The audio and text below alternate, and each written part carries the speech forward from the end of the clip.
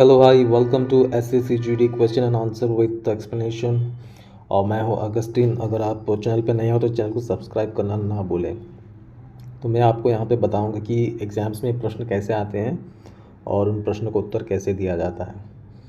तो आज का प्रश्न ये है कि यदि पेंसिल को 197 लिखा जाता है तो पेपर को क्या लिखा जाएगा। तो आप यहाँ ध्यान से अगर देखोगे तो यहाँ पे लिखा है कि यदि पेंसिल को 197 लिखा जाए, ठीक है। तो आप पहले प्रश्न को सही से समझो। अगर पेंसिल को 197 लिखा जाए तो पेपर को क्या लिखा जाएगा। ऑप्शन ए में है 125, ऑप्शन बी में है 176, ऑप्शन सी में है 145, ऑप्शन डी में है 152। तो अभी हमें ये देखना है कि इन्होंने पेंसिल को 197 कैसे लिखा। तो इसके लिए मैंने यहाँ पे एक पैटर्न बनाया है, ठीक है। तो यहाँ पे आप देख सकते हो ए अल्फ़ाबेट है, उसके नीचे नंबर दिया हुआ है, ठीक है। A1 B2 C3, यानी जैसे अल्फ़ाबेटिकल सीरीज़ में है उसी हिसाब से हमने नंबर्स को भी इसके नीचे अरेंज किया है सीरीज़ में। तो अब इस प्रश्न का पैटर्न क्या है। तो अगर हम देखेंगे तो P जो आता है, P का नंबर आता है 16,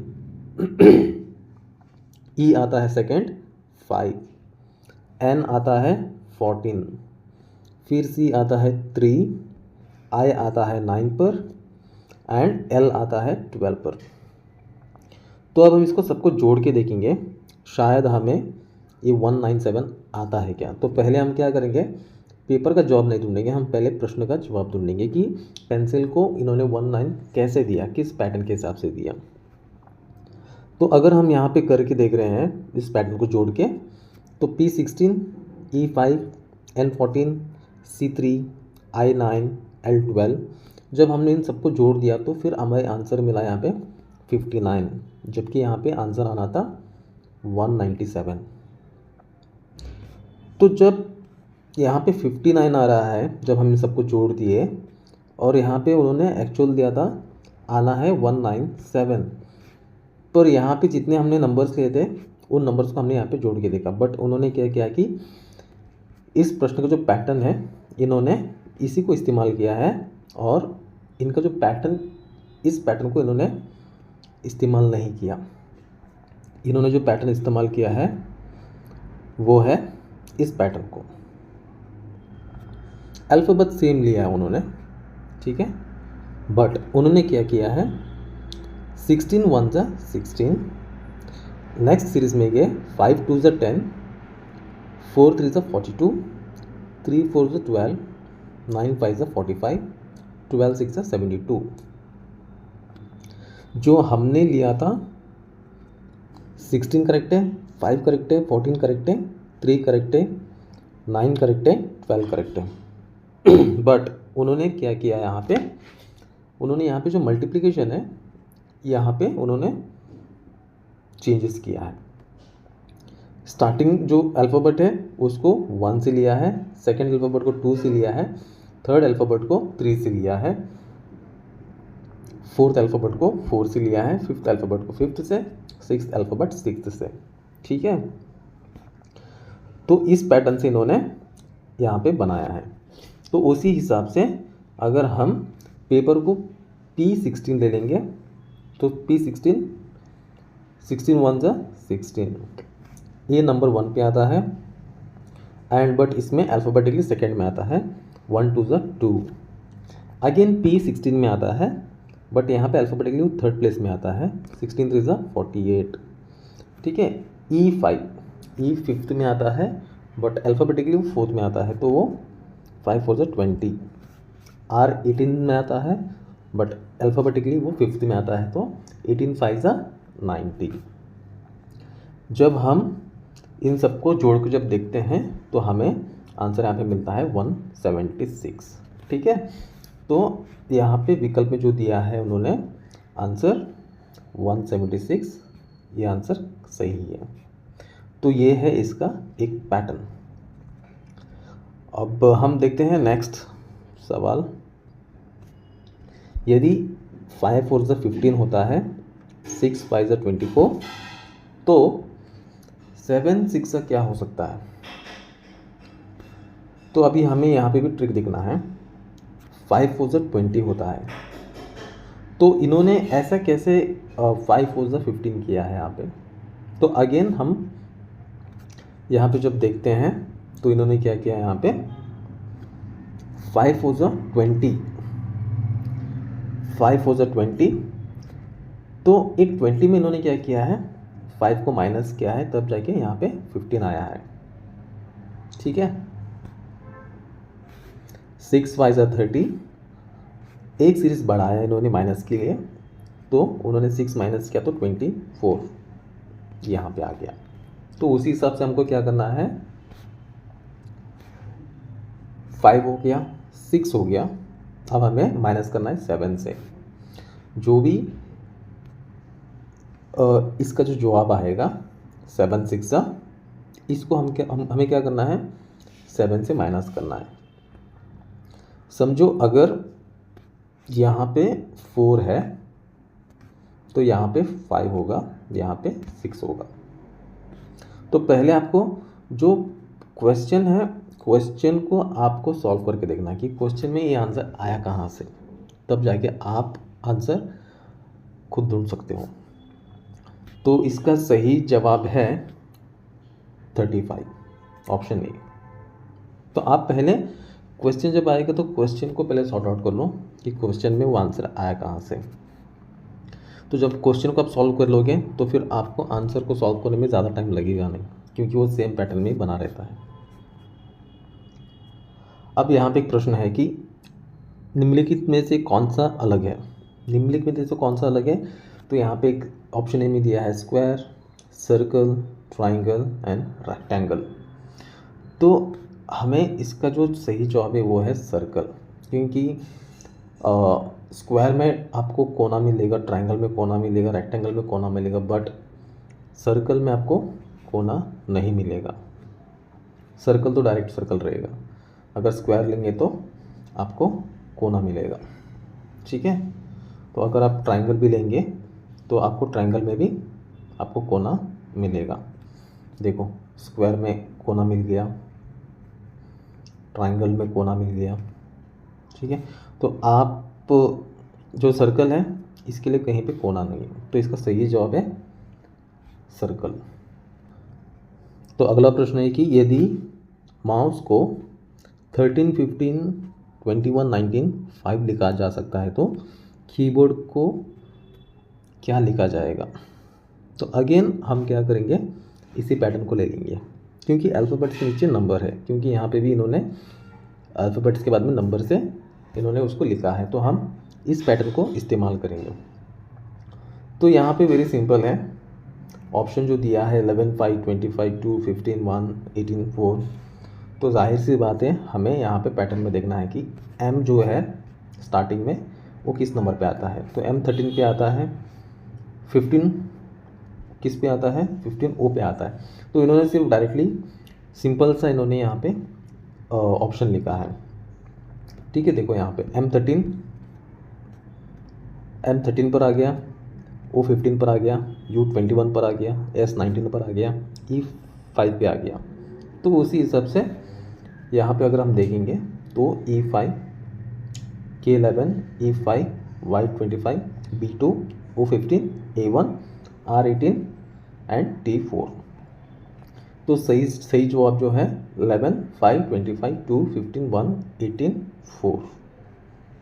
तो जो ऑप्शन ए है ये इसका सही जवाब है। तो पहले आपको प्रश्न को देखना है, समझना है कि किस पैटर्न से बना है, उसके बाद इस पैटर्न को आपको इस्तेमाल करना है, तो ताकि आपको आसानी हो जाए। इमीडिएटली आप डायरेक्टली ये मत सोचना कि किसी कुछ पैटर्न लगा दिया है इन्होंने। पहले आप यहाँ देख लो, यहाँ पे आप इसको समझो, M ओके M 13 है, अगेन 15 है, तो आपको क्या करना है, इसमें चेक करना है कि M का क्या है, M 13 है, तो डेफिनेटली यहाँ पे M 13 ही है।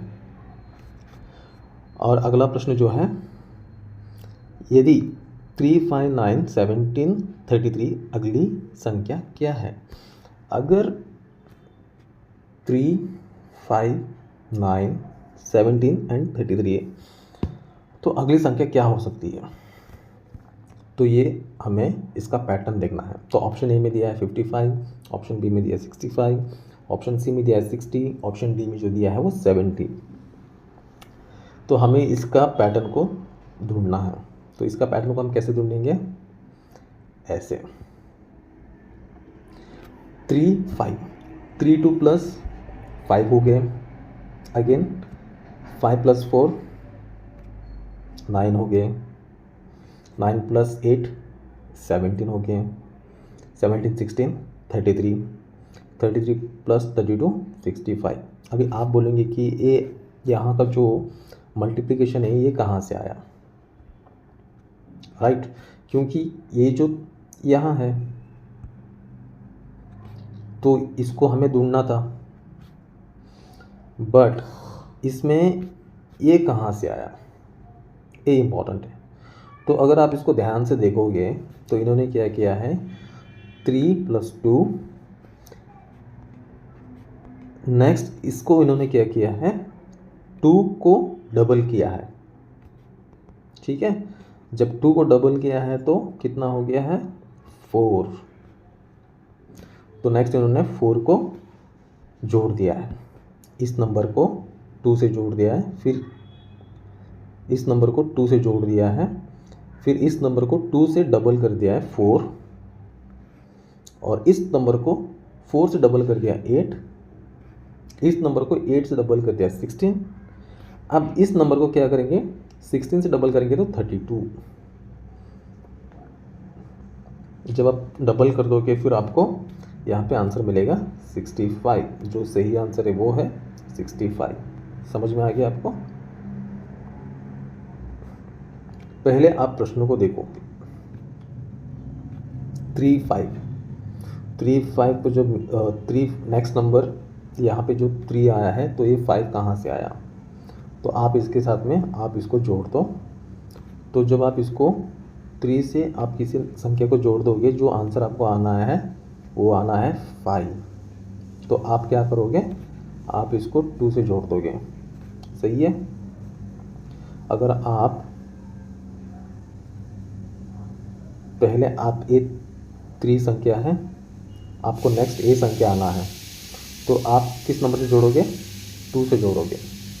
जब 2 से जोड़ोगे तो आपको क्या मिलेगा? 5 मिलेगा। करेक्ट।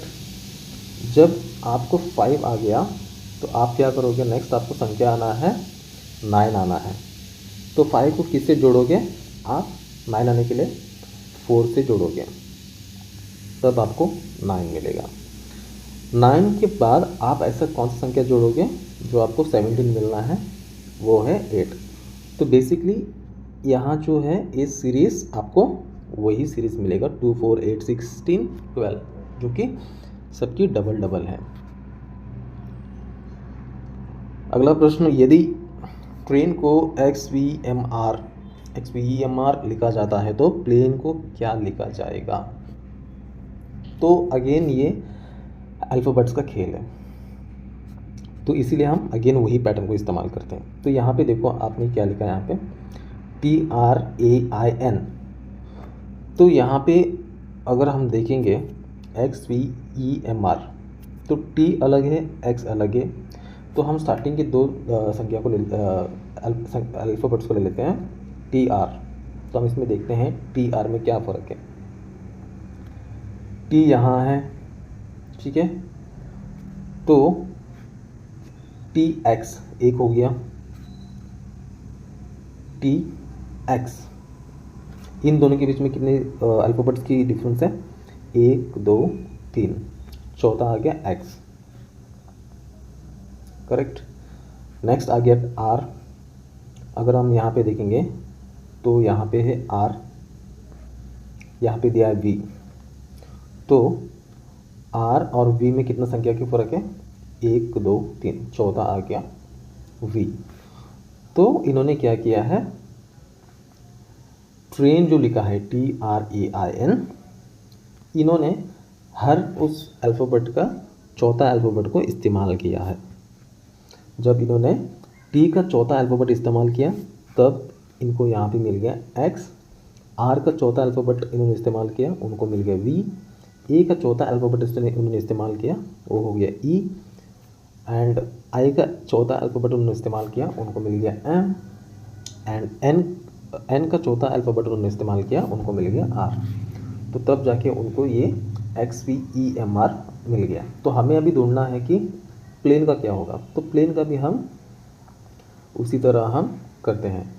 पी का हो गया चौथा अक्षर पी, एल का चौथा अक्षर पी, ए का चौथा अक्षर ई, एन का चौथा अक्षर आर, ई का चौथा अक्षर आई। तो इसका जो सही जवाब है टी पी ई आर आई, टी पी ई आर आई, इसका ये सही जवाब है। तो अगला प्रश्न है कि यदि 12:144 हो सकता है तो 15 क्या होगा। अगर 12:144 हो सकता है तो 15 क्या होगा। तो यहाँ भी वेरी सिंपल लॉजिक इन्होंने लगाया है। 12/12 144, 15/15 225। ठीक है, तो इसका सही जवाब है 225। अगला प्रश्न है कि यदि कैट को 3120 लिखा जाता है तो डॉग को क्या लिखा जाएगा। तो आपको यहाँ पे ये समझना है कि यदि कैट को 3120 लिखा जाता है तो डॉग को क्या लिखा जाएगा। ऑप्शन ए में है 4157, ऑप्शन बी में है 4158, ऑप्शन सी में है 4159, ऑप्शन डी में है 4160।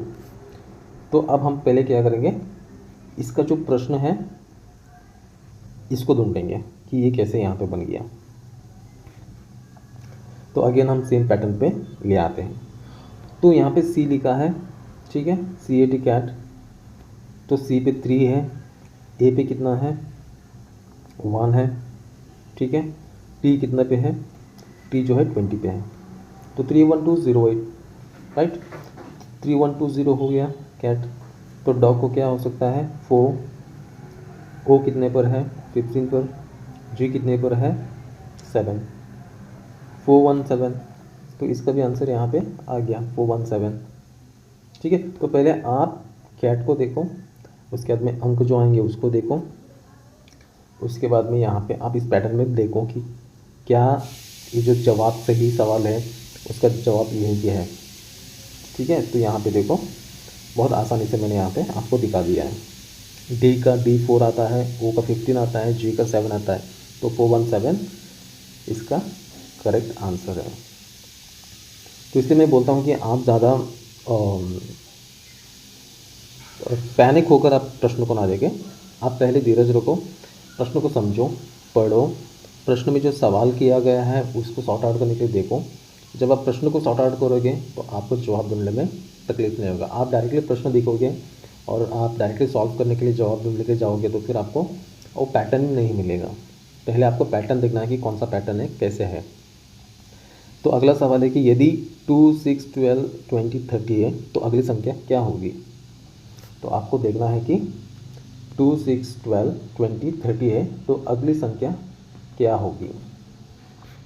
तो इसके लिए हम क्या करेंगे, एक पैटर्न ले लेंगे। तो इस पैटर्न को अगर आप समझोगे तो इस पैटर्न में क्या दिया है, जो यहाँ पे संख्या दी है 2, यहाँ पे 6, 12, ठीक है, 20, 30 एंड 42। तो राइट आंसर है 42। बट ये हुआ कैसे, यह अगर हम ध्यान देंगे तो यहाँ पे आप ध्यान से देखो 1 2 सा 2, 2 3 सा 6, 1 2 सा 2, 2 3 सा 6, 3 4 सा 12, 4 5 सा 20, 5 6 सा 30, 6 7 सा 42। करेक्ट। आप ध्यान से देखो यहाँ पे क्या लिखा है इन्होंने, कि इन्होंने 1 2 सा लिया है, 2 3 सा गए हैं, ठीक है, 3 4 सा, 4 5 सा, 5 6 सा, 6 7 सा। तो इन्होंने एक एक स्टेप आगे बाउंस करते चले गए, तो उनको ये आंसर यहाँ पे मिल गया। तो अगला प्रश्न है कि यदि इफ़ जनवरी को 17 लिखा जाता है तो फरवरी को क्या लिखा जाएगा। जनवरी को 17 लिखा जाता है तो फरवरी को क्या लिखा जाएगा। तो अब यहाँ पे अगेन जब हम देखेंगे अल्फ़ाबेटिकली क्या होगा, तो जनवरी है 7 लेटर्स, ठीक है, 7 to 13, 17 लेटर्स। तो इन्होंने यहाँ पे क्या किया है, जनवरी की जो अल्फ़ाबेट्स हैं इन्होंने उन अल्फ़ाबेट्स को इन्होंने यहाँ पे काउंट किया है। जैसे कि अब जनवरी में 1 2 3 4 5 6 7 अल्फ़ाबेट्स हो गए, इंटू 2 कर दिए, ठीक है, प्लस 3 कर दिए, तो उनको आंसर मिल गया यहाँ पे 17। अगर हम फरवरी को देखेंगे तो फरवरी में कितने हैं, 1 2 3 4 5 6 7 8 आ गए, इंटू 2, ठीक है, और उसको प्लस करेंगे 3, तो हो गया उसका आंसर 19। तो उसका जवाब जो है वो 19 है। तो आपको समझ में आया होगा। तो आप पहले प्रश्न को देखो, समझो, प्रश्न में जो आंसर दिए हुए हैं उनको पहले सॉर्ट आउट कर लो, फिर आपको मिल जाएगा उसका प्रॉपर आंसर। फिर आप उस आंसर के बाद आपका जो प्रश्न में जो क्वेश्चन किया है उस क्वेश्चन को आप सॉर्ट आउट कर सकते हो। अगर आपने जो प्रश्न में जो उन्होंने वहीं पे जो एग्जांपल्स दिए हैं, अगर आप उसी एग्जांपल्स को अगर आप सॉल्व नहीं करोगे तो फिर आपको दिक्कत होगी आंसर देने में। फॉर एग्जांपल यहाँ पे देखो, यहाँ पे प्रश्न है, इन्होंने कहा है यहाँ पे कि कैट को अगर 3120 लिखा जा सकता है तो फिर डॉग को क्या लिखा जाएगा। तो पहले आपको देखना है कि कैट को इन्होंने 3120 कैसे लिया है, कि ये आंसर इसका, इस क्वेश्चन का इस आंसर इनको किस पैटर्न से आया है। जब आप इसको ढूंढोगे तो फिर आपको डायरेक्टली इसका आंसर ढूंढने में आपको दिक्कत नहीं होगी। आपने सिर्फ इसको ही पढ़ लिया और आप लग गए इसको सॉल्व करने के लिए, तो फिर आपको ये आंसर मिलना मुश्किल होगा। तो पहले आप प्रश्नों को देखो, प्रश्न की जो पैटर्न्स है उसको सॉर्ट आउट कर लो, उसके बाद फिर आप आंसर को इमीडिएटली आप सॉर्ट आउट कर सकते हो। और जब ये से प्रश्न जब आते हैं ना, तो आपको ऐसा पैटर्न बहुत ज़रूरी है। जब आप ऐसा पैटर्न बना के लोगे तो फिर आपको सब कुछ आसान हो जाएगा। ठीक है, थैंक यू सो मच, मिलता हूँ अगली क्लास में।